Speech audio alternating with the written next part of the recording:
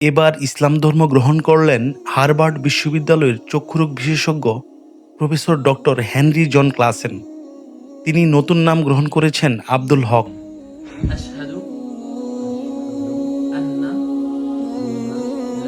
إله তিনি একজন বিশ্ববিখ্যাত চক্ষুরোগ বিশেষজ্ঞ ও স্টেম সেল গবেষক। হার্ভার্ড মেডিকেল স্কুলের স্নাতক এই বিজ্ঞানী ইএলআই সেন্টার থেকেও চক্ষুরোগে বিশেষ পারদর্শিতা লাভ করেন। বর্তমানে তিনি ইউসি আরভাইনের অধ্যাপক এবং stem cell and retinal regeneration প্রোগ্রামের পরিচালক।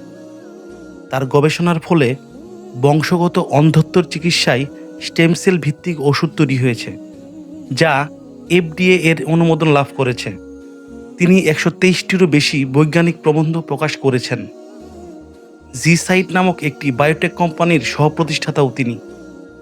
তিনি নিজে ইসলাম গ্রহণের কারণ হিসেবে বলেছেন, গাজার জনগণের অসাধারণ ধৈর্য, সহিষ্ণুতা ও দৃঢ়তা তাকে গভীরভাবে প্রভাবিত করেছে। বিজ্ঞানের মাধ্যমে মানুষের শরীরের অপূর্ব সৃষ্টির রহস্য আবিষ্কার করতে গিয়ে তিনি স্রষ্টার একত্ববাদের সাক্ষ্য পেয়েছেন বলে জানিয়েছেন।